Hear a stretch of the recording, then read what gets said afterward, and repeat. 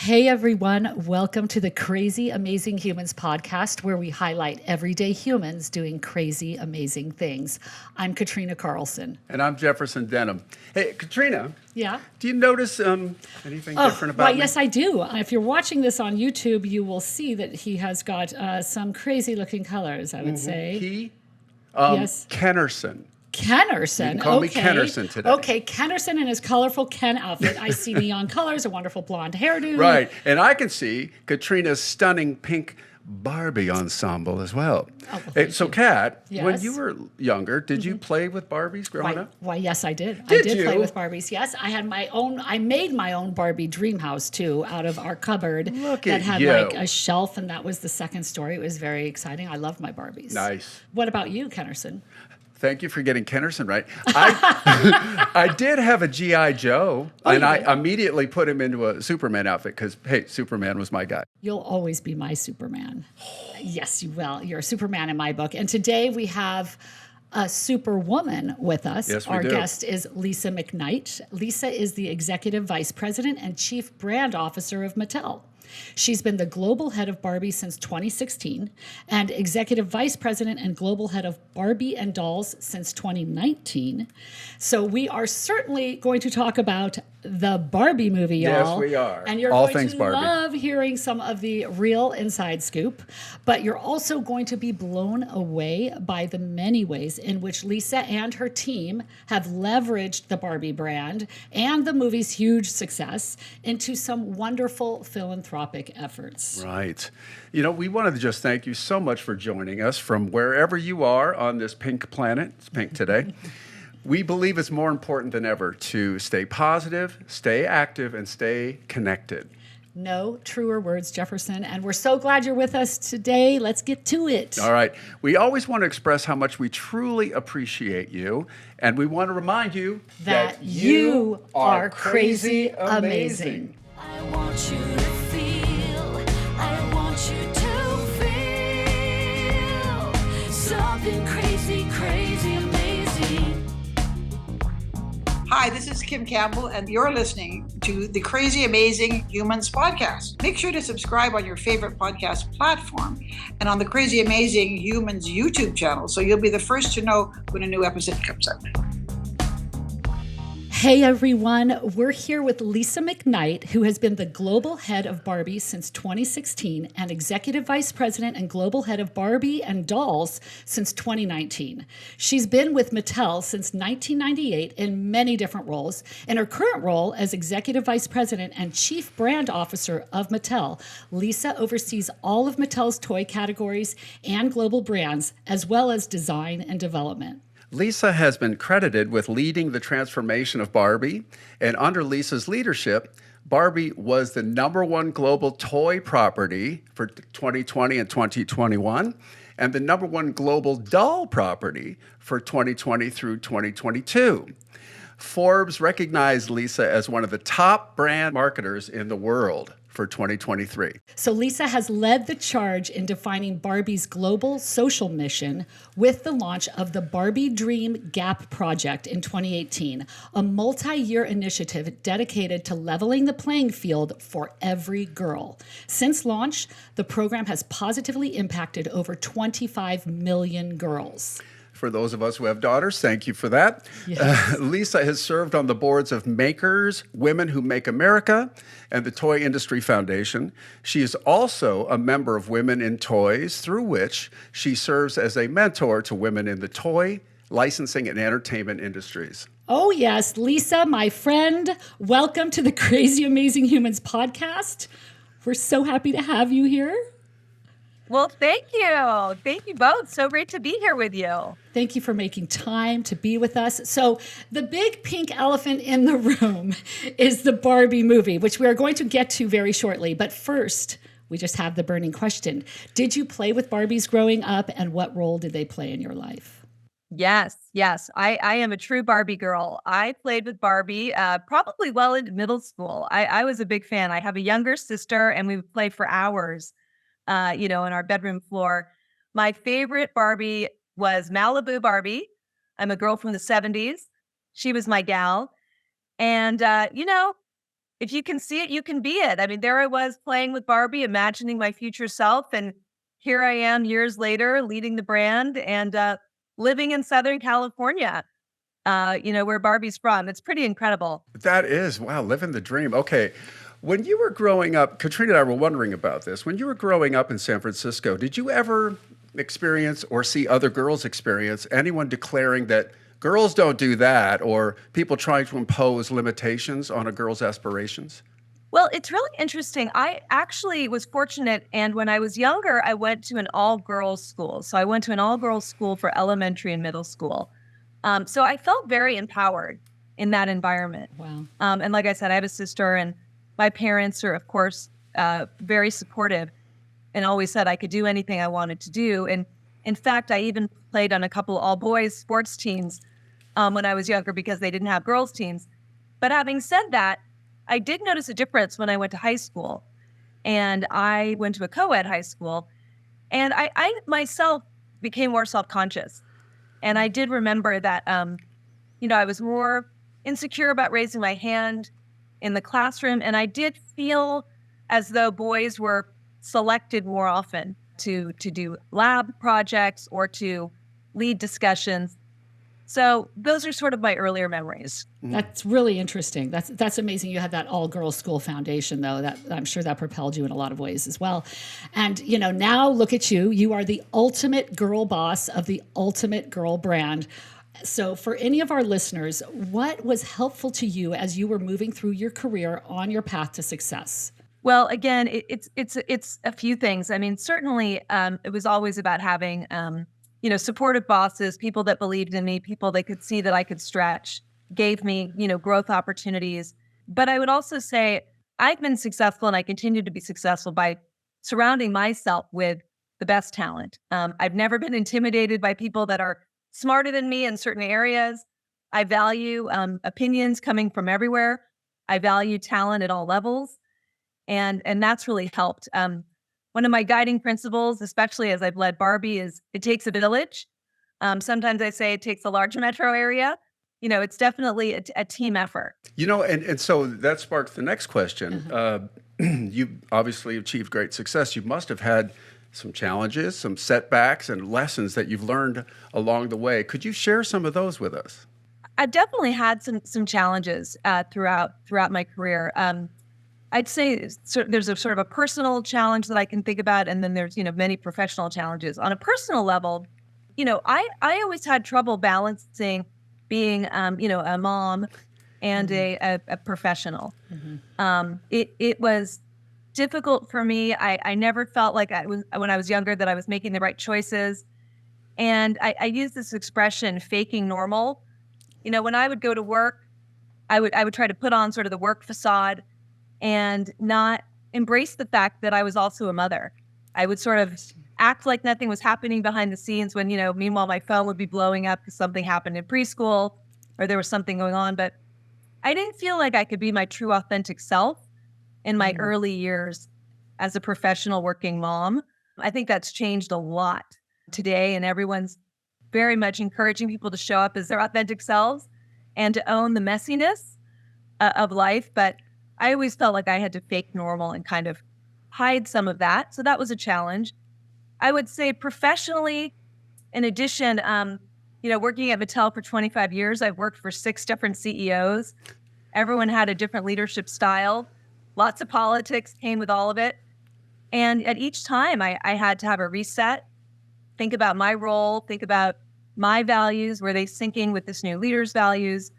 Where could I find a new sort of renewed energy working for a new person? And so, I've always had to reappraise my situation each time there's been a big reset like that. But, I've managed to find that there's so much opportunity at this company, and I love it. And I love the brands and I love the people. And I'm still here 25 years in. In and of itself, that is crazy amazing. I mean, you have been there for 25 years. That's so impressive. I think at 25 years, you get a free mug, don't you? Yeah, Something. I bet she's got a free mug. Something. I forget. That's amazing. I love hearing all of that, Lisa. I never knew that. Wow, that's really interesting. And you really did grow up in that corporate world during the time where it was difficult to be a mom. And I've heard that through the years because we've raised kids the same age. And yeah, kudos to you. It's so very impressive. I wanted to talk a little bit about that pink elephant we mentioned earlier, the pink elephant in the room, the Barbie movie. So you, your team, your partners all put Barbie on that beautiful big silver screen with monumental success. Big congrats. Hello. Can I have a round of applause for you all? Crazy amazing. Tell us about the convergence of all those players that helped this movie come to life, from the studio, the cast, the script, the director. Yes, this was a huge effort shared by many, and it's also was a long journey. And you know this, both of you, in the fields that you're in. I mean, we've been working on this particular project for 5 years, so these things don't happen overnight. But yes, it was a wildly collaborative effort, certainly starting with the filmmakers, Greta Gerwig, who's our writer, and our director, and Margot Robbie, who's our producer and our lead actress, and then, of course, an amazing cast and other amazing producers, costume designers, set designers, and then the Warner Brothers marketing team. Huge collaborative effort. I would say early on, it all started from a place of trust. We knew we were with the best and the brightest, and we knew that both Greta and Margot wanted to create something that was unexpected and not what might be a typical, Barbie narrative. And that intrigued us. That was exciting. It pushed us. We got a little nervous. We weren't sure what that was going to translate to, but we knew we had to do something that was provocative and that was not about a giant toy commercial. We wanted something that reached a broad audience and that became a cultural phenomenon. And that's exactly what happened. We started early days bringing them to our Mattel corporate offices, and I call it Barbie Boot Camp. We did massive brand immersion, shared the origin story, shared the history of the doll, the fashions, the different dream houses, as well as the recent journey we've been on with the brand to modernize Barbie, to make her more reflective of the world around us, to reflect inclusivity. And they embraced all of that in their storytelling. And then, as time went on, the movie started to get filmed. And we went through rounds of edits. We did a lot of testing with all types of audiences. I always had an eye, of course, to families and kids. They had an eye, I would say, more towards an adult audience.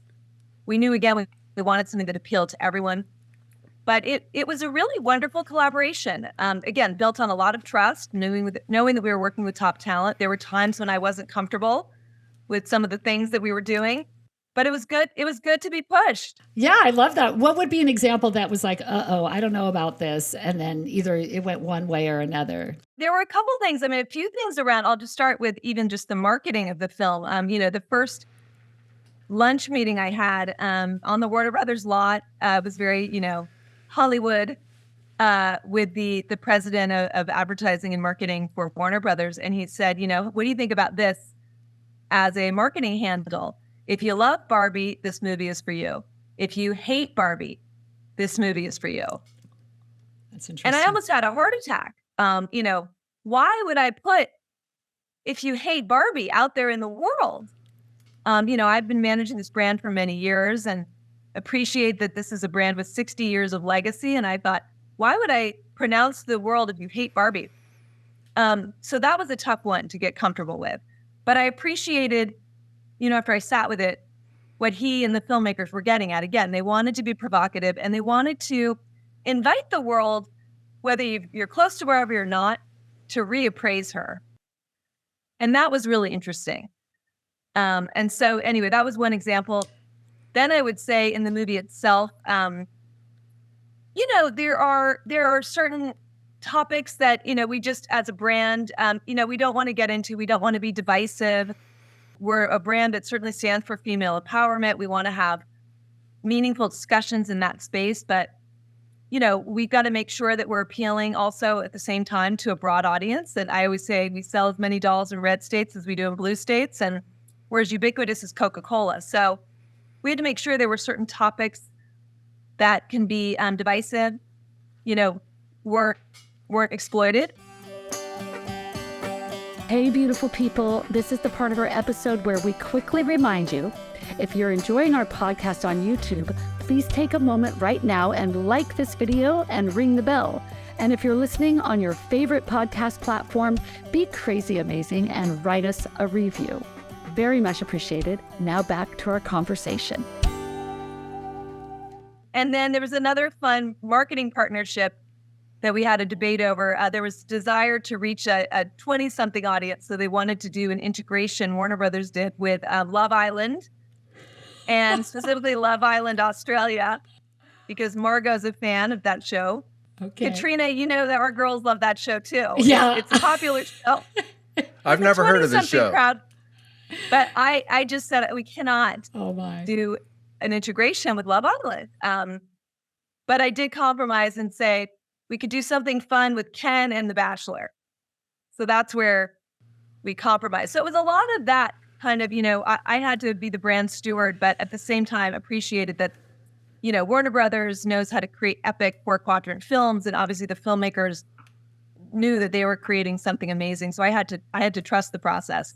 Love it. Right. And boy, it sure paid off in spades. So, hey, at this point, I want to bring in another friend of yours that you know. I believe this is Ken, who actually helped inspire the movie. Am I right? Ken Carlson. Hey. The original Ken. Right? Hello. Hello. Oh, by Thank the you way- for creating a super brand out of my name. I Right. appreciate that.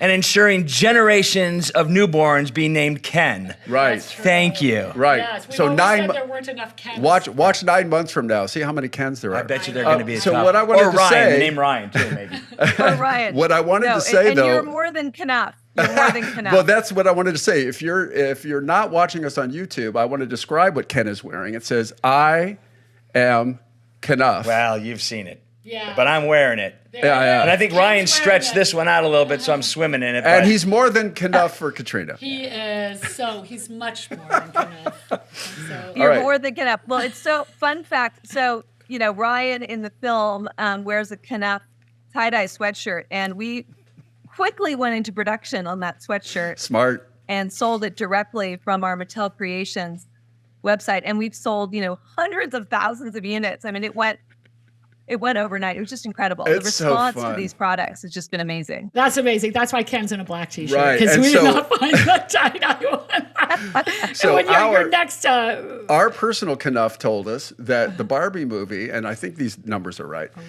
topped 1.4 billion with a B, Katrina, in global box office ticket sales, with director Greta Gerwig not only breaking a record for female directors, but Barbie now ranks as the highest grossing domestic film release in 2023. Is that all accurate so far, Lisa? That is all accurate. Whew. We're over 1.4 billion a little bit now, 1.43 or 1.44, but yes. Man, so so now let's talk about behind the scenes, shall we? Okay, with Greta Gerwig, for example, who we are fascinated with, big fans, how she helmed the film, and what was now you touched on this, but her unique take and tone for the Barbie movie, you said you were open to it and there was trust and there was initial reservation at the very beginning. How did you find Greta? How did you decide this is the one to steer this ship? Well, that was all our executive producer, who's my colleague, Robbie Brenner. She joined Mattel along with our CEO over 5 years ago. And really our CEO, I should back up, Anon Christ, is who helped the movie land at Warner Brothers, who brought on Margot Robbie as a producer and then as a lead actress. And then, Robbie with Anon and Margot all got Greta Gerwig to sign on. So that was incredible. Again, we were thrilled with Margot being attached in her production company, but when we got Greta and then her partner Noah Baumbach to write the screenplay, we knew we were going to have something wildly creative, but also really celebratory. I mean, Greta is a big Barbie fan. She herself grew up with Barbie. We knew she was going to create a beautiful world as well as a really interesting story. And when did you all get the script that you really started working from? Did Greta write that? Did they write that from the get? Like, how did that? Yeah, so they wrote the script. So we had sessions with them at late 2018 and 2019. And then at the end of 2020, we got the first script. And I think it was literally going into maybe Thanksgiving weekend. And the funniest thing is, I learned later that there was a strategy from Margot and Greta and even the Warner Brothers executives to always give Mattel materials to review on like a Friday or a holiday weekend, so we could catch our breath. And Margot always said, "Have a glass of wine, get comfortable, and review the materials." So it was late November of 2020, which was also crazy because we were in the peak of the pandemic. And I think, and Greta has said this in her own interviews, but I think because of that context too, I think she and Noah just wanted to go big and bold. And they sort of felt like, let's lean in. And, they created, of course, there's some musical numbers in the film. And it's, again, an incredible world that they built. And obviously they touched on a lot of really interesting social issues, but they just went all in because I think, as she said, they didn't know, when the world was going to reopen again, what was going to happen to cinema. And they just really put up their heart and souls into it. Well, obviously they got the zeitgeist of what people wanted to see when we're out of that pandemic and we're wanting to get back in the movie theater. I love that. I love that. That's so amazing. So obviously firing on all cylinders there in that film in every way. It's absolutely phenomenal. And I can't imagine that so much of it came as somewhat of a surprise, like probably exceeded your expectations here and there. And even wondering about like if anything surprised you in the way that both women and men seem to be responding to the film and like all these themes of feminism, patriarchy, machismo, I don't know, perfectionism kind of thing. I mean, how have those all come out and what has been your thoughts on how everyone's reacted to it? Well, you're right. I mean, we knew we were onto something and that this was going to be a breakout, but we still didn't know it was going to be this big of a breakout. And, even as we were thinking about comps for the movie, at one point we were talking about, well, maybe Wonder Woman would be like a box office comp with Gal Gadot. And even there we were cautioned a little bit. Well, that's also, though, an action figures genre movie, and that's going to attract more men and a broader audience. So I don't think we were ever completely convinced we were going to have such a broad audience. And to your point, we did get a lot of men moviegoers, mostly, date nights, but also parents and then even, some groups. And I think everyone just appreciated the timing. It was summertime, of course, when the movie came out, the community that was built around the film with everyone dressing in pink. There was like this rallying cry. And people started to see the movie again and again. That was another surprise. People would go with different friend groups to have different conversations. But the appeal really just exceeded all expectations. Certainly there were some men that I think were maybe a little less confident in themselves, maybe, or the patriarchy commentary might have been a little threatening. What do you mean? There was a little feedback and again, some social feedback on, different social channels. But again, overwhelmingly, incredibly positive response to the film. Unless the film, wow, magical experience, saw it with my daughter and my wife. There's so much to unpack about this film. But one thing Katrina and I just have to ask you, since we're peeking behind the scenes, can you divulge all the homages in the Barbie movie to other films, shows, or other things that creatives brought to the movie that are possibly hidden gems? Well, there were a bunch. I can name a few, but Greta is a huge, cinephile, and she is just a student of film and theater. And so you could see a lot of her, obviously it was her film. It was a lot of her favorite films then reenacted in the movie. She was inspired by Saving Private Ryan for the Ken battle scene on the beach of Malibu. She was inspired by West Side Story for the I'm Just Ken sort of ballet number, which was a lot of fun. There was sort of a Thelma and Louise moment in the convertible with Gloria and Margot, or, stereotypical Barbie.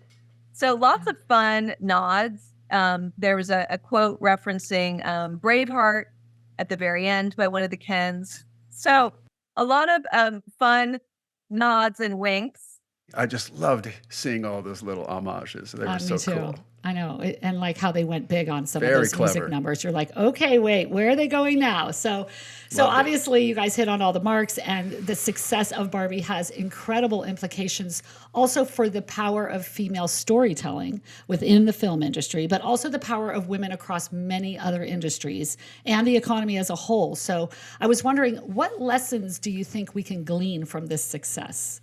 Well, I think, female purchasing power is real. I think that's a big learning. And in fact, there were a couple articles in the Wall Street Journal and New York Times about the female-fueled economy that took place over the summer with the convergence of the Barbie movie and Taylor Swift and Beyonce's tours, which not only, generated revenue and supported the economy through the events themselves, but there were the adjacent businesses that benefited. Again, I mean, the fashion industry and the color pink. The trend, which started a year before Barbie, was called Barbie core, not pink core, which is just incredible. I mean, every single boutique, every major retailer leaned into the color pink for the past year and a half, which was just incredible. And for the Barbie movie itself, I would argue that, rosé sales must have spiked, pink champagne. I mean, everyone eventized the film. And again, I think it's pretty powerful what women can drive when they're passionate about something, when they feel seen and heard. And, there's a huge benefit to everybody.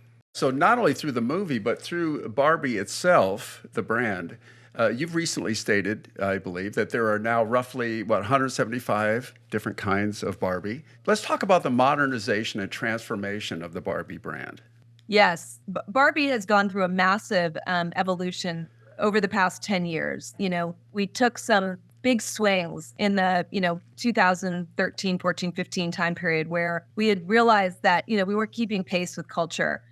And we had started to see our sales decline. We had started doing some research with parents in particular to ask them about their sentiment around Barbie. And we learned that parents that grew up with Barbie and loved Barbie no longer felt comfortable about giving Barbie as a gift to their children's friends' birthday parties. And we were losing social currency, which is a huge flag and, something that needed to be addressed. And it was really because the brand was too much of a single note. We needed to broaden Barbie. We needed Barbie to be a better reflection of the world around us and reflect the multiplicity of beauty. And so the design team did an incredible job to evolve her body. We introduced curvy Barbies and petite and tall and Barbies with prosthetic limbs and Barbie in a wheelchair and Barbie with vitiligo skin condition. And we started to increase different ethnicities into the line and introduce skin colors and hair fibers and so on, just to make, again, the brand feel more accessible and broader and more relevant. And that really, took off. In addition, we did a lot of just work to bolster the positioning of the brand. We lost our way and we hadn't been marketing the fact that she was the original girl empowerment brand. Barbie was created by a female entrepreneur in the 50s who believed that her daughter, Barbara, should have as many opportunities as her son, Ken, which is a fun nod. But she didn't feel like her daughter, Barbara, had as many choices. And Barbie was created to inspire her daughter to believe she could be anything. And so we leaned into that messaging in our marketing, in our communication, and then started a lot of other efforts to modernize, to make Barbie more relatable, to tell stories with Barbie in first person. We created a vlog, we created an Instagram channel where Barbie could be more relatable. So all of those initiatives really helped lay a strong foundation. And I honestly don't think we would have gotten people like a Greta or a Margot to work with us if we hadn't done that work and bolstered the foundation. You led the way on a lot of that. You were right in step with that. Yes. I mean, again, with an amazing team. But yes, that's the work we've been doing over the past 8 to 10 years. Just phenomenal. So a lot of progress. And as you know, we do our research on Crazy Amazing Humans, and we noticed you said something, progress, not perfection. It's a phrase you shared in a recent interview. And so we were wondering if you could elaborate on what this means, not only for a company, but also for people on a personal growth level.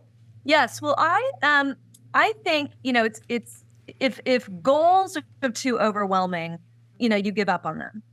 And so by allowing people to, make progress towards a goal, but not, stick the landing right out of the gate, tends to get better outcomes. Like I mentioned, 10, 12 years ago, Barbie was at a low point. We were at a low point from a sales standpoint. We were at a low point from a brand perception standpoint.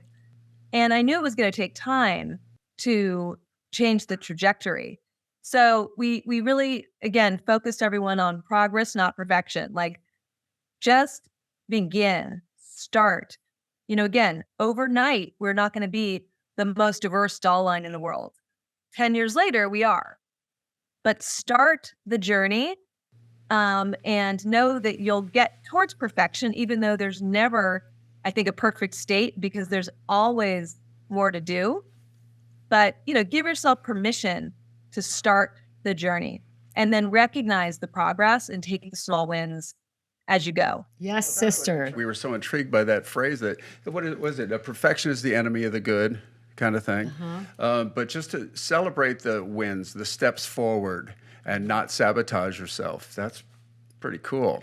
So on our most recent podcast, we asked the former and only female Prime Minister of Canada, Kim Campbell, why it's so important in a healthy society to empower women and make sure that they reach their full potential. She said it was good for society, not just women, but men as well. What are your thoughts on that? Well, I agree. Together we're stronger. It's not about either or. It's yes and. And, everyone should have equal footing. There should be equal opportunity.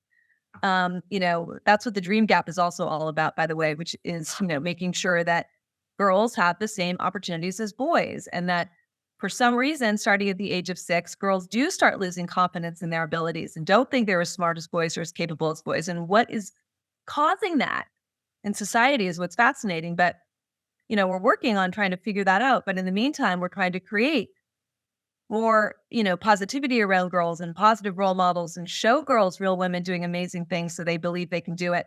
Again, to make sure they see those opportunities that can be there for them. But I do think, again, like in the Barbie movie, at the end of the film, it's not about going back to the way Barbie Land was, which was led and ruled by women. There is an appreciation that the Barbies and the Kens need to coexist and have that balance and that collaboration. And that's the winning formula. It's not the Barbie Land takeover and it's not the Ken takeover. It's them together coexisting. I love that about the end of that movie. It was awesome. And, you also have so many other initiatives, one of which a couple actually, for the environment that Mattel launched, Barbie Loves the Ocean, The Future of Pink is Green, those campaigns, as well as that doll that you developed in partnership with Dr. Jane Goodall to increase conservation awareness. So can you tell us a little bit about what you all hope people will glean from these efforts? Yes. Again, this is a good example of progress, not perfection. One thing that does keep me up at night is the fact that, the majority of our line is not made from sustainable materials. And there just could come a day where, that's just no longer acceptable. And so we have to start taking steps and progress towards improving that. It's very complicated to source these materials. There's an expense to it.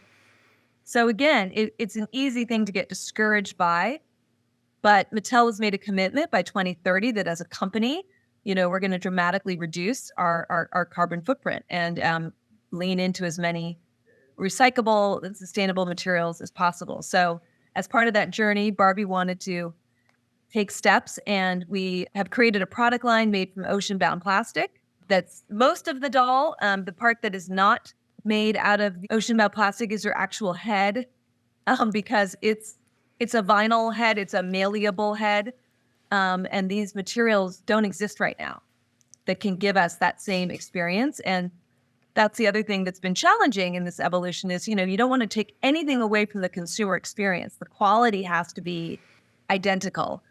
No one wants to make a trade-off.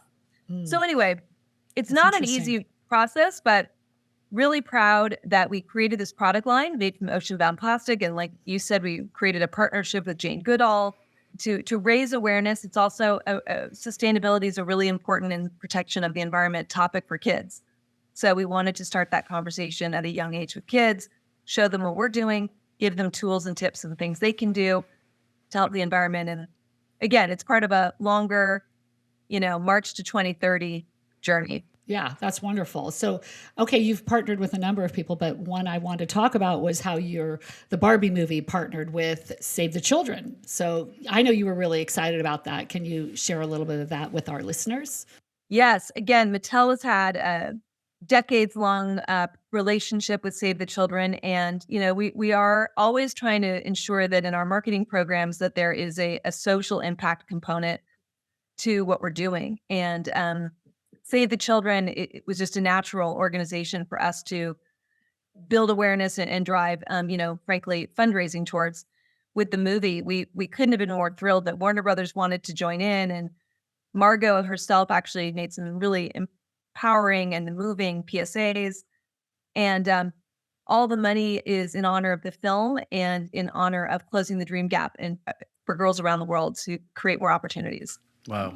I mean, we were thrilled to see that. And I love that you guys took that step to make sure that social impact component was integral in what you were doing. Katrina and I were talking earlier. In many ways, the world has become a place where women have more opportunities, thank goodness.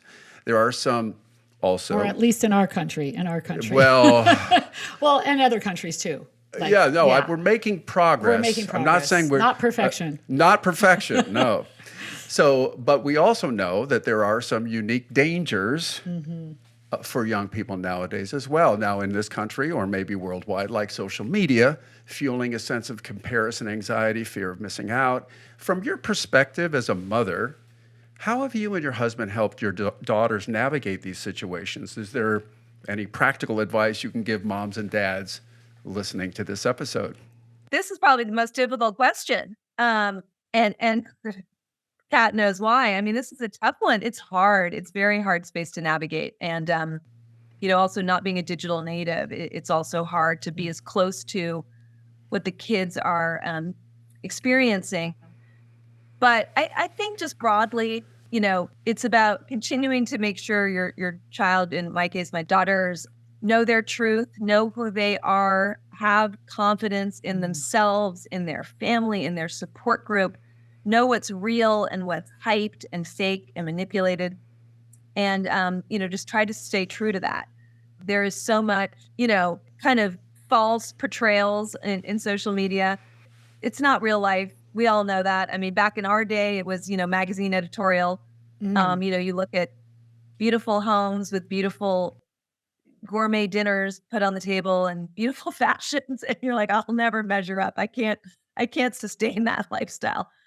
So it's what our kids are experiencing today on social. And, we just have to help them understand what's real, what's not real, and that all these people that seem to be living fabulous lives have just as many tough times and problems as everyone else. Everyone's human, but it's not easy. I mean, believe me, it's been tough. Absolutely. I honestly, you said it well. I don't even know what to add to that. It's a minute by minute kind of thing. And we talked about a little earlier, and you brought up this idea of the balancing act and of being a parent in this day and age and at any time, and especially with you being a parent and this having such a high-powered career. When you were ramping up to the movie release, you personally told me that you were drinking from the pink fire hose, basically 24/7, drinking from the pink fire hose. So I'm thinking that you're still drinking from that nonstop barrage. But for our listeners, how do you remain successful yet keep a balance in your life? And when and how do you take a breath? Well, yes, the pink fire hose is real. Now I'm joking that it's the Mattel red water cannon pouring at me full force. Amazing. But it's all good. I think, having patience with yourself. I mean, there's definitely days when I don't feel as prepared as I'd like to be for certain things. And it's frustrating and you can be hard on yourself, but, you have to have patience and just appreciate that, sometimes you're doing the best you can. But I would say, I've got an amazing family. I've got an amazing husband. I've got obviously amazing daughters. I've got a dog, Louie, So it brings me comfort, and it's all about just finding space for yourself. I think on the weekends, maybe not overcommitting to things. I try to give myself some space just to be, not just to sort of not have a schedule, because I am very scheduled during the week. Well, thank you for including us in your schedule. Right. I mean, speaking of schedule, you're amazing. You made this time for us. We're so grateful. And gosh, Jefferson, just, say your thank yous. I have something to say. I'm sure you do, because you're looking at me. So, I'm like, say it, Lisa, honey. I have an ulterior motive for doing this interview. I have with no you. idea what he's going to say, so disclaimer right here. What do you say? For the sequel, I want to make sure that you consider me for the Ryan Gosling body double. I have some work to do in my abs, but I can take a pie in the face. I can be the stunt double, whatever you need. I already got the hair going. You wear the hair well. He The does, hair right? works. It looks good. Can't see my Jefferson. roots or anything, can you? Yeah, no, you look It's perfect. Yeah. You look amazing. So on a personal level, I've known this to be true for a very long time, but now I know our listeners will agree. Lisa McKnight, you are crazy amazing. Thank you. Thank you. So much fun. This was a great hour. Loved being with you both. I want you to feel, I want you to feel something crazy, crazy, amazing.